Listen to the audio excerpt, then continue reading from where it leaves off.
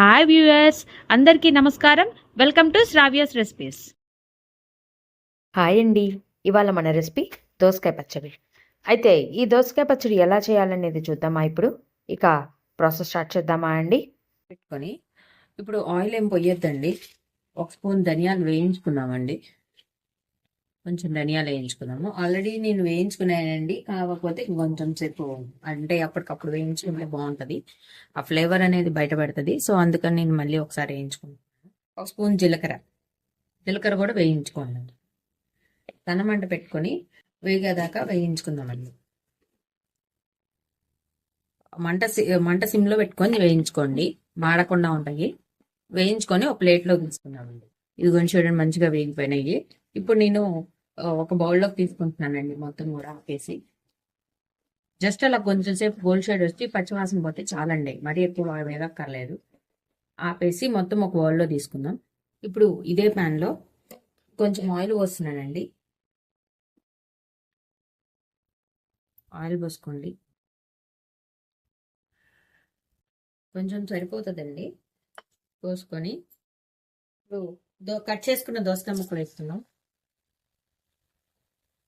దోసకాయ ముక్కలు అట్లానే పచ్చిమిర్చి అండి. స్పైసీకి తగ్గట్టు పచ్చిమిర్చి వేసుకోండి, ఎందుకంటే దీనికి కొలతంతో ఏం ఉండదండి. ఎందుకంటే కారం ఎక్కువ తినే వాళ్ళు ఉంటారు, తక్కువ తినే వాళ్ళు ఉంటారు, కాబట్టి స్పైసీకి తగ్గట్టు పచ్చిమిర్చి వేసుకుందామండి. కలుపుకుందామండి. కొంచెం పసుపు వేసుకుందాం. పసుపు, రెసిపీకి సరిపడా ఉప్పు వేసేస్తున్నానండి. ఇప్పుడు నేను కొంచెం వేసుకోండి, కావాలంటే మళ్ళీ చూసి వేసుకోవచ్చండి. ఇది మంచిగా ఇట్లా కలుపుకున్నాం కదా, మూత పెట్టి మగ్గబెడదామండి. ఈలోగా కొంచెం చింతపండు నానబెట్టుకోండి. అంతలోకి జస్ట్ కొంచెం చింతపండు నానబెట్టుకోండి. కొంచెం మూత పెట్టి మగ్గబెడదామండి. మధ్య మధ్యలో చూసుకుంటూ ఉండండి, కలుపుకుంటూ ఉందామండి. ఈలోగా కొంచెం చిన్న గిన్నెలో కొంచెం నీళ్లు పోసేసి చింతపండు వేసి నానబెట్టుకుందామండి.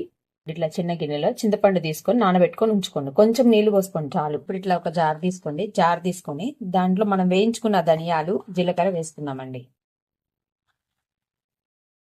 వేసుకొని ఈ పెద్దపాయలండి, అందుకని నేను 3 వెల్లుల్లి రెమ్మలు వేసాను. చిన్నవి అయితే వేసుకోండి. ఇంకా ఇప్పుడు దీన్ని గ్రైండ్ చేసుకుందామండి. ఫస్ట్ ఆఫ్ ఆల్ మనం ఇదిగోండి ఇట్లా మంచిగా గ్రైండ్ చేసుకున్నాం కదా. ఇప్పుడు ఇలా గ్రైండ్ చేసుకున్న దాంట్లో మనము వేయించుకున్న దోసకాయ ముక్కలు అలానే పచ్చిమిరపకాయ ముక్కలు వేసుకోవాలండి.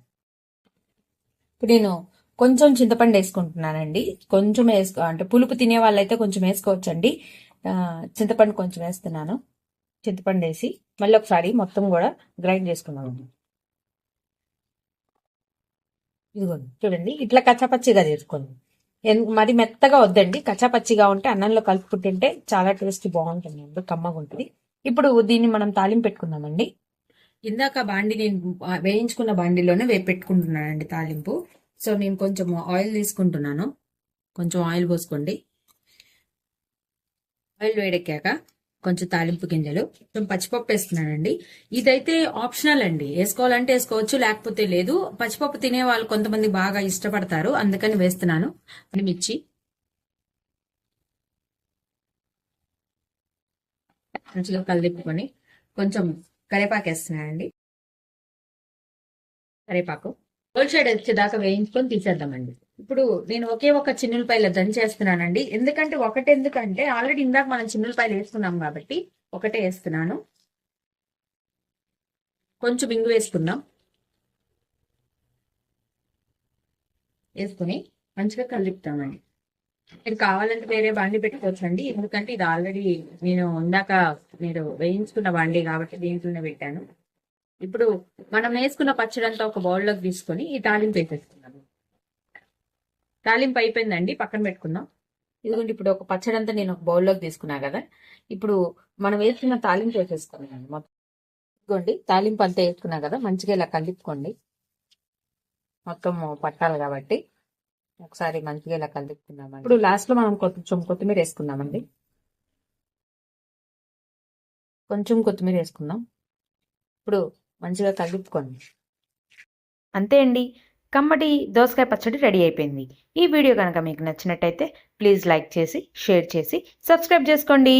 Thank you for watching Sravya's recipes.